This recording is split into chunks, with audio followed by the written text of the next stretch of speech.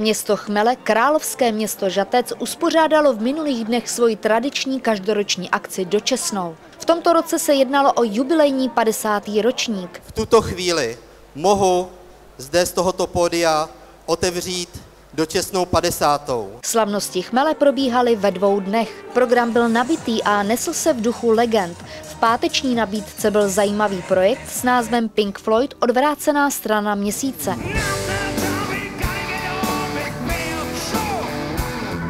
Tak my jsme udělali zeď tady v České republice 6krát a odvrácenou stranu měsíce jsme taky udělali asi 3krát, ale ten projekt byl speciálně pro Vítka Veselýho, pro Žatec udělaný, prodloužený, takže jsme hráli přes 3 hodiny a tím pádem samozřejmě to bylo spousta nového materiálu, spousta práce. Dalším z hostů, kteří na Dočesnou přijeli, byl známý Josef Zíma, co jemu říká žatecká Dočesná. No tak pro mě to znamená kus života, který se ovšem odehrával už asi před 40 lety, nebo přibližně v té době, kdy jsem sem dojížděl dost pravidelně. Do Žatce se sjelo na desítky tisíc lidí a náměstí praskalo ve švech. A když na pódium vystoupil hlavní host programu Zlatý slavík Karel Gott, nepropadlo by mezi lidmi na náměstí ani jablko, jak bylo centrum předspané.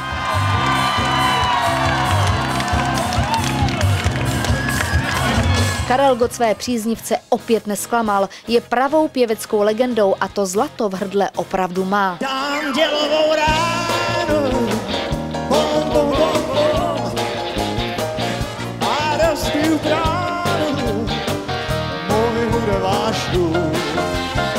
A jaký je vztah pana Gotta k pivu? Velmi pozitivní, ano.